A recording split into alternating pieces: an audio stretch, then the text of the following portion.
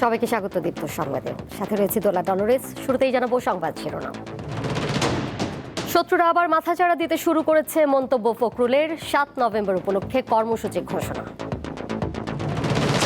বিএনপির সঙ্গে কোনো বিরোধিতায় লিপ্ত হতে চায় না জামায়াত, আলোচনায় বসার আহ্বান। অবশেষে প্রতীক হিসেবে শাপলা কলি নিতে রাজি এনসিপি, 300 আসনে প্রার্থী দেওয়ার ঘোষণা। ইনু হানিফ সহ 4 জনের বিরুদ্ধে বিচার শুরুর নির্দেশ, ট্রাইব্যুনালের 3 জনের বিরুদ্ধে গ্রেপ্তারি পরোয়ানা।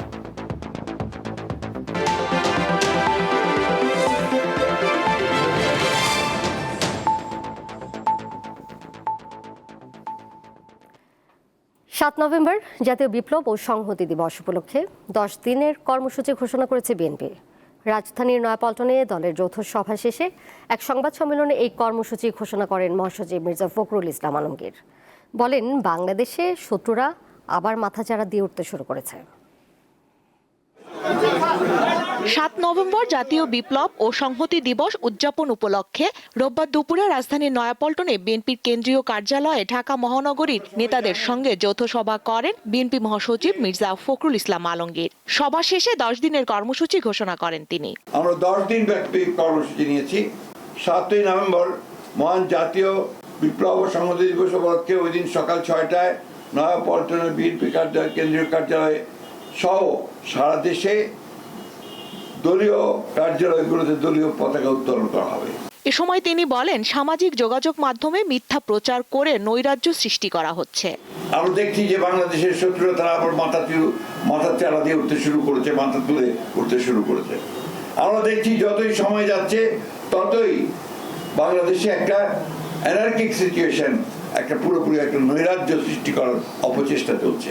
এদিকে রোববার সকালে ড্যাবের নবগঠিত কমিটিকে সঙ্গে নিয়ে বিএনপির প্রতিষ্ঠাতা জিয়াউর রহমানের সমাধিতে শ্রদ্ধা জানান দলের স্থায়ী কমিটির সদস্য গয়েশ্বর চন্দ্র রায়। বলেন, বিএনপি মাঠে নামলে অন্তর্বর্তী সরকারের ক্ষমতায় টিকে থাকা কঠিন হবে।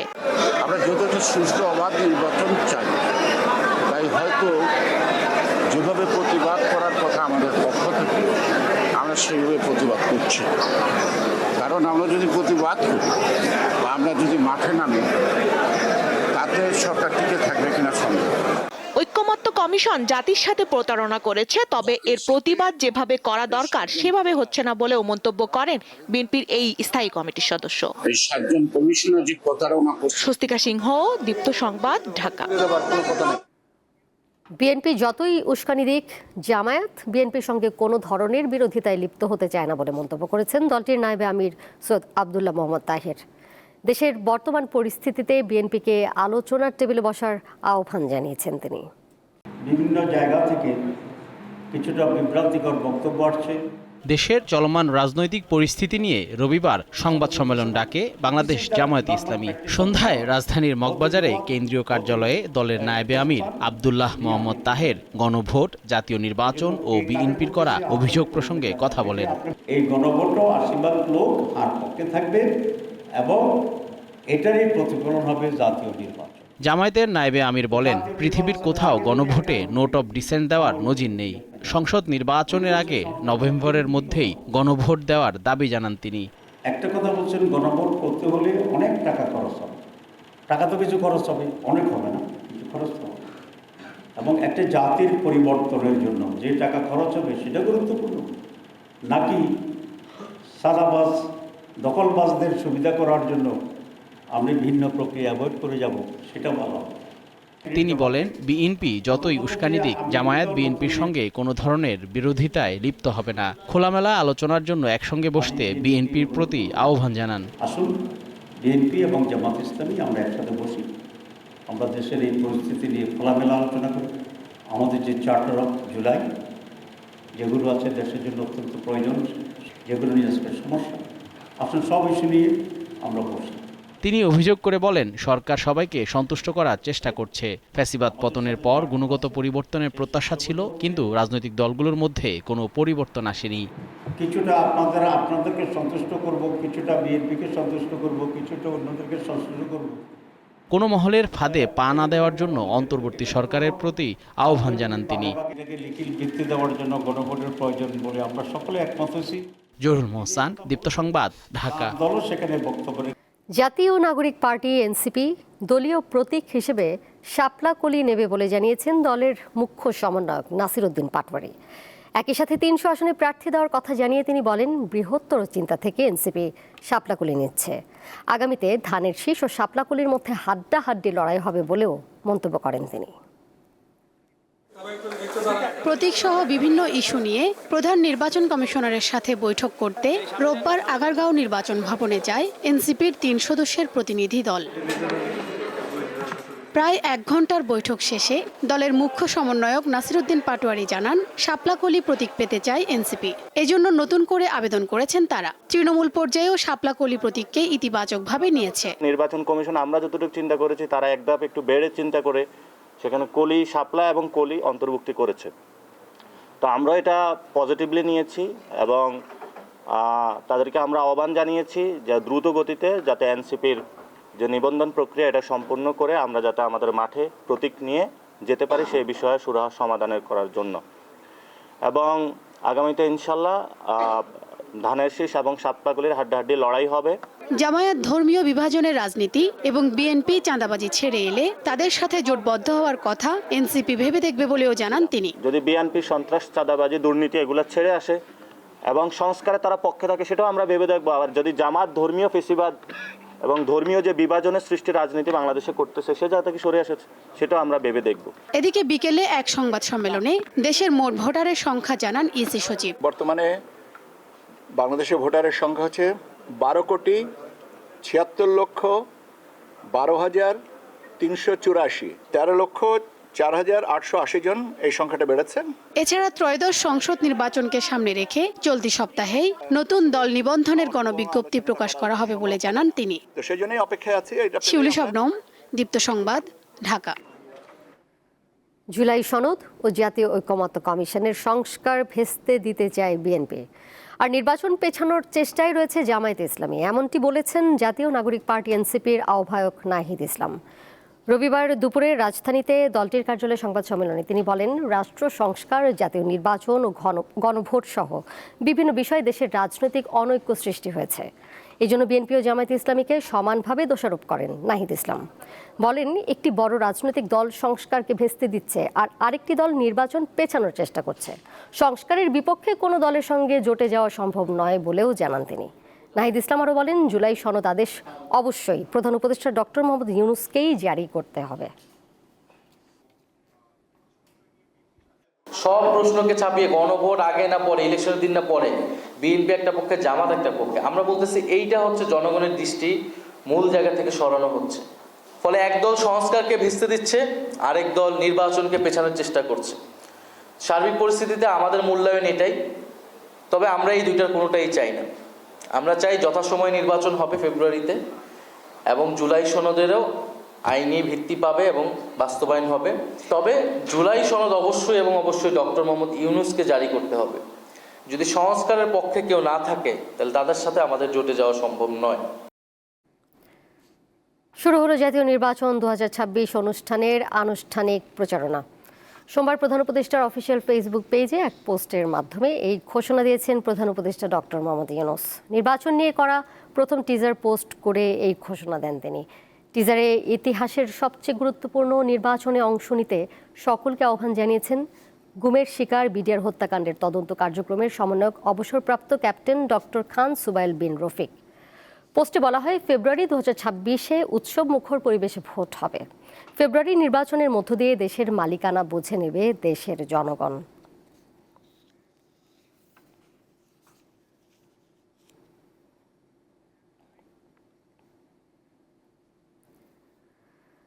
প্রকৃতি, পরিবেশ ও নদীকে নেতিবাচক প্রভাব থেকে মুক্ত রেখে সড়ক, রেল, বিমান ও নৌপথের সম্মিলিত উন্নয়ন ত্বরান্বিত করার আহ্বান জানিয়েছেন অন্তর্বর্তী সরকারের প্রধান উপদেষ্টা ডক্টর মোহাম্মদ ইউনূস। সোমবার রাষ্ট্রীয় অতিথি ভবন যমুনায় এক বৈঠকে তিনি এই আহ্বান জানান। প্রধান উপদেষ্টা বলেন, দেশের যোগাযোগ ব্যবস্থা খুবই হযবরল অবস্থায় রয়েছে। এটিকে দ্রুত শৃঙ্খলার মধ্যে আনা না গেলে পুরো ব্যবস্থা অর্থনীতির জন্য গলার ফাঁসে পরিণত হবে। তিনি বলেন, এই কাজটা করতে হবে পরিবেশের কোনো ক্ষতি না করে।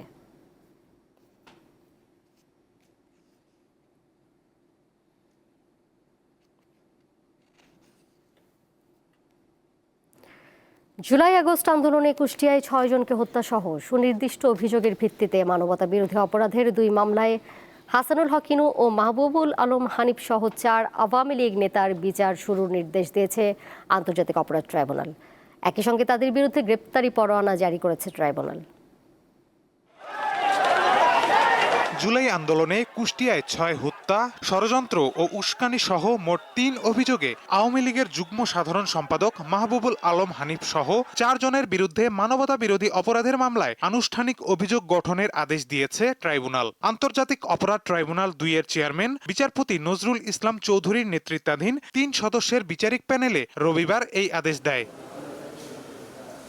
মামলার 4 আসামি বর্তমানে পলাতক থাকায় আগামী 25 নভেম্বর মামলার সূচনা বক্তব্য উপস্থাপন ও সাক্ষ্য গ্রহণ শুরু হবে বলে জানিয়েছে ট্রাইব্যুনাল।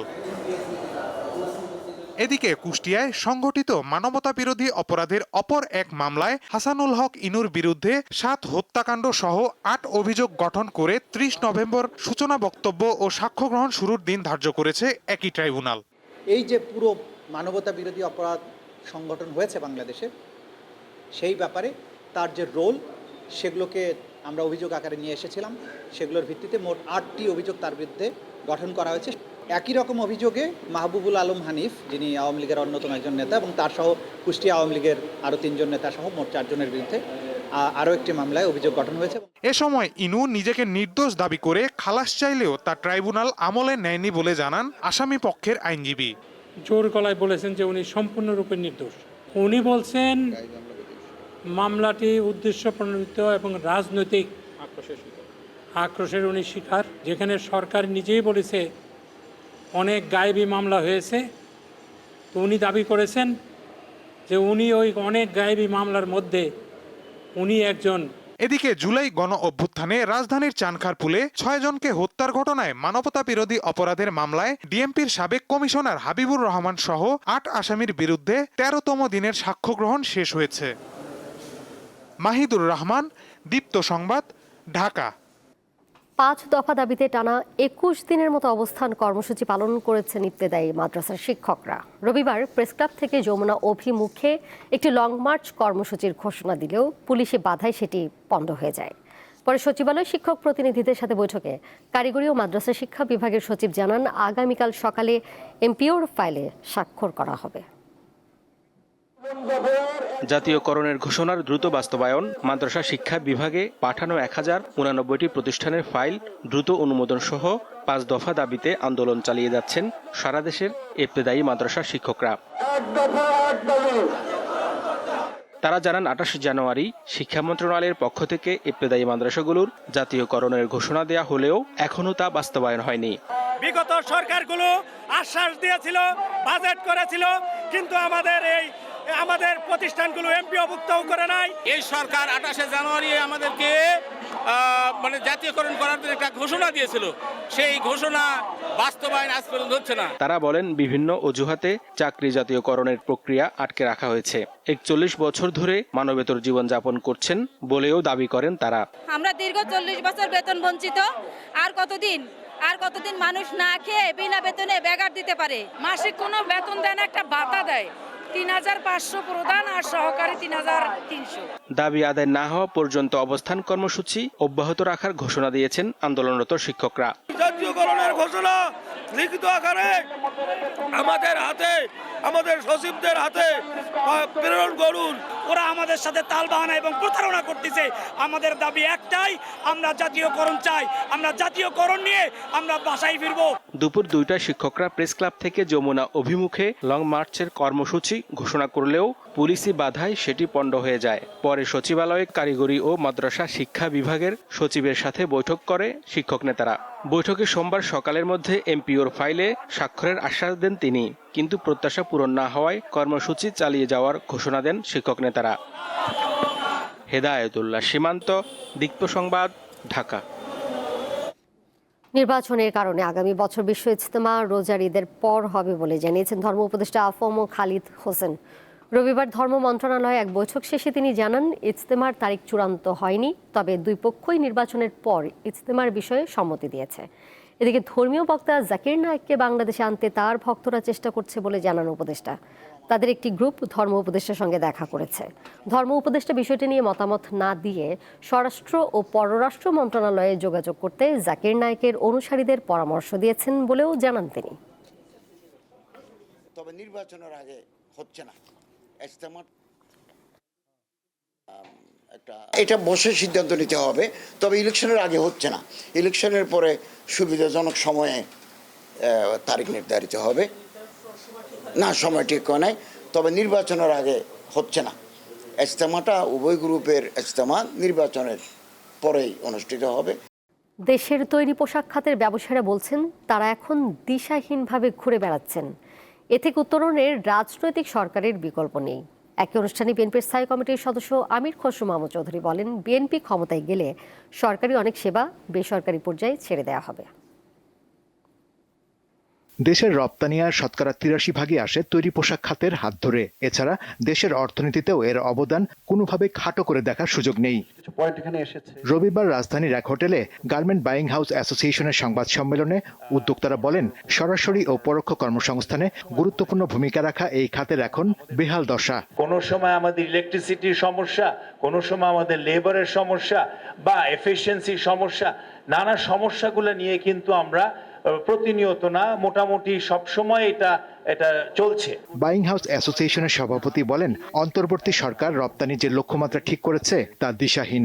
যারা টেক্সটাইল মিলের চাকা ঘুরায় নাই, যারা ট্রিমস এক্সপেক্টেড প্লাস্টিক নিয়ে বিভিন্ন জায়গায় ঘুরে নেয়, কাস্টমসে পড়ে থাকে নাই, ওনাদের সাথে কথা না বলে সচিবালয়ের মধ্যে কথা বলে যদি রোডম্যাপ করেন, তাহলে কি সেটা বাস্তবায়ন করা সম্ভব হবে? হবে না। আর বিটিএম এর সভাপতি বলেন, এ থেকে উত্তরণে নির্বাচনের কোনো বিকল্প নেই। আমরা সবাই প্রতিনিয়ত মরে যাচ্ছি, ফ্যাক্টরি বন্ধ হচ্ছে, মানুষ চাকরিচ্যুত হচ্ছে, আর আপনি চোখ বন্ধ করে বসে আছেন। আপনারা ভাই নির্বাচন দিয়ে আমাদেরকে অবমুক্তি দেন, আমরা একটু ভালোভাবে ব্যবসা বাণিজ্য করতে চাই। বিএনপি নেতা ও সাবেক বাণিজ্য মন্ত্রী আমির খসরু মাহমুদ চৌধুরী বলেন, এই পরিস্থিতি থেকে উত্তরণে অর্থনীতির গণতন্ত্রায়ন দরকার। ডেমোক্রেটাইজেশন অফ দ্য ইকোনমি, অর্থনীতিকে গণতন্ত্রায়ন করা, অর্থাৎ সমস্ত স্টেক হোল্ডারের একটা সমান সুযোগ সৃষ্টি করে দেওয়া এখানে। এবং সেটা করতে গেলে is of doing business and cost of fund, is of doing business যদি আপনি করতে পারেন, কস্ট অফ ফান্ড কমবে। সাবেক এই বাণিজ্যমন্ত্রী বলেন, জোরালো প্রস্তুতি ছাড়া বাংলাদেশের স্বল্পোন্নত দেশ বা এলডিসি থেকে উত্তরণ হওয়াকে সমর্থন করে না বিএনপি। আমরা এটা করব, এবং এটা ছাড়া তো আপনি কোনোদিনও বাংলাদেশের ওই ভবিষ্যৎ নতুন বাংলাদেশ আকাঙ্ক্ষা বক্তৃতাই থেকে যাবে। শাহরিয়ার ইমন, দীপ্ত সংবাদ, ঢাকা।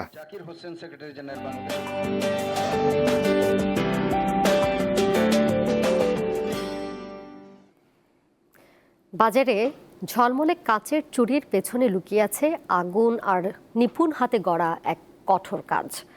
এই চুড়ি তৈরির পেছনে রয়েছে আগুন, ঘাম আর অজস্র পরিশ্রমের গল্প। কাঁচ বাঁকিয়ে চুড়ির আকার দেওয়া, এরপর ঝালাই সহ নানা ধাপে হাতে পরার উপযোগী হয় এই পণ্য। রঙিন চুড়ির ঝনঝনানিতে রয়েছে যেমন আনন্দ, তেমনি এর আড়ালে আছে কঠিন শ্রমের ছোঁয়া। কাচের চিকন রড আগুনে গলিয়ে তৈরি হয় এই সৌন্দর্যের বৃত্ত। প্রথম ধাপে গরম করা হয় কাচের রড, তাপে নরম হয়ে গেলে তা মোচড় দিয়ে কারিগররা হাতের নৈপুণ্যে বাঁকিয়ে তৈরি করেন বৃত্তাকার, যাকে বলা হয় চুড়ির ছাঁচ। বরিশাল ও কুমিল্লার বিভিন্ন স্থানে তৈরি হচ্ছে এসব কাচের চুড়ি। সেখান থেকে চলে আসে ঢাকার কামরাঙ্গীরচরের এই কারখানাগুলোতে। এখানে চুড়িগুলো জোড়া লাগিয়ে পাঠানো হয় চকবাজারে।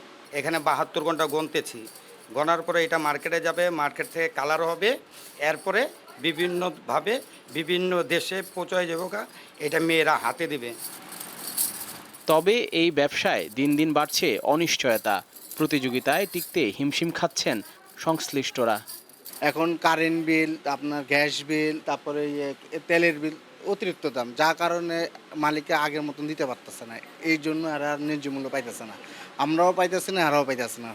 যার কারণে মার্কেটে বিভিন্ন বাইরের দেশের মাল আসার কারণে আমাদের দেশের চুরি মাল একদম কমে গেছে। এই কারখানা থেকে কাঁচামাল হিসেবেই বাজারে যায় চুড়ি। এরপর নানা ব্যবসায়ীরা চুড়িগুলো কিনে নিয়ে এতে রং ও নিত্য নতুন নকশা করে বাজারজাত করেন। জহুরুল মোহসান, দীপ্ত সংবাদ, ঢাকা। আন্তর্জাতিক প্রসঙ্গ। মেক্সিকোতে একটি সুপারমার্কেট বিস্ফোরণে কমপক্ষে 23 জন নিহত এবং 11 জন গুরুতর আহত হয়েছেন। শনিবার সোনোরা রাজ্যের হারমোসিলোর কেন্দ্রস্থলে অবস্থিত ওয়ালডোর একটি শোরুমে বিস্ফোরণ হয়। আল জাজিরা জানিয়েছে এতে হতাহতদের মধ্যে শিশুও ছিল।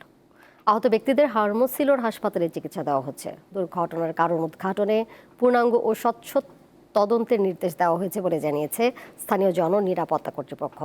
তবে প্রাথমিকভাবে বিস্ফোরণ বেসামরিক নাগরিকদের বিরুদ্ধে আক্রমণ বা সহিংস কর্মকাণ্ড নয় বলে ধারণা করা হচ্ছে। মেক্সিকোর প্রেসিডেন্ট সামাজিক যোগাযোগ মাধ্যমে এক্সে নিহতদের পরিবারকে সমবেদনা জানিয়েছেন এবং উদ্ধার তৎপরতায় সহায়তা পাঠানোর নির্দেশ দিয়েছেন।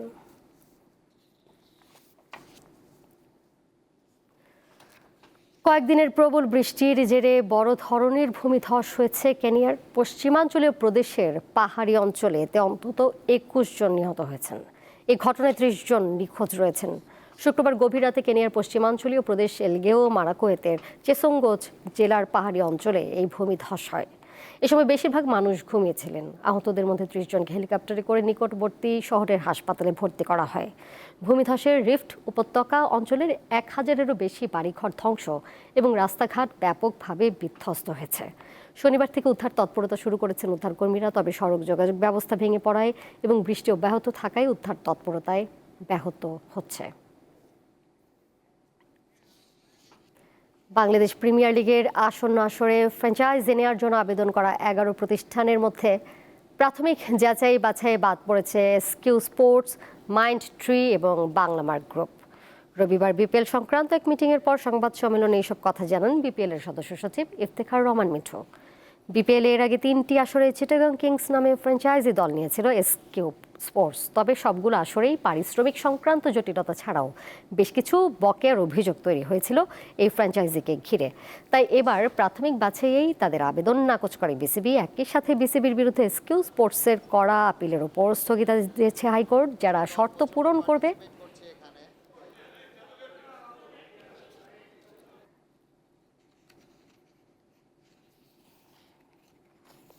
এদিকে গত কয়েকটি আসরে খুলনা টাইগার্স ফ্র্যাঞ্চাইজির মালিকানায় ছিল মাইন্ড ট্রি। তবে যাচাই বাছাইয়ে তারাও বাদ পড়েছে। নোয়াখালী অঞ্চলের ফ্র্যাঞ্চাইজি মালিক হতে আগ্রহ প্রকাশ করা বাংলামার্কও যাচাই বাছাইয়ে বাদ পড়েছে।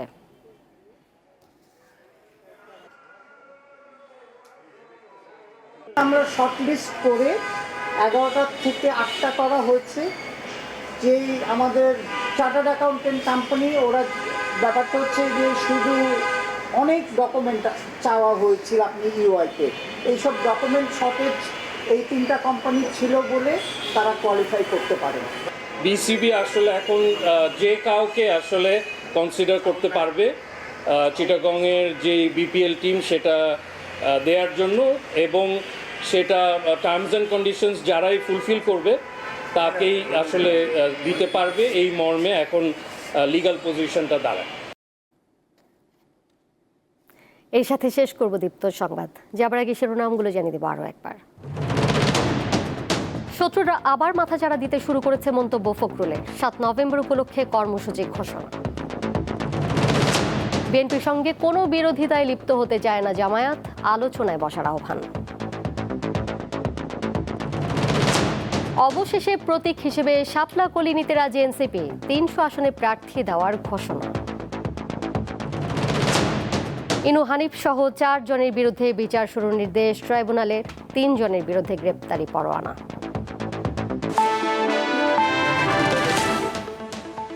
এই ছিল এখনকার মতো। এর সাথে বিদায় নিচ্ছে আমি দোলা ডালরেস। আরও তথ্য এবং বিনোদনের নানা খবর জানতে যুক্ত থাকুন দীপ্তর ডিজিটাল প্ল্যাটফর্মে। ধন্যবাদ সবাইকে এতক্ষণ সাথে থাকার জন্য।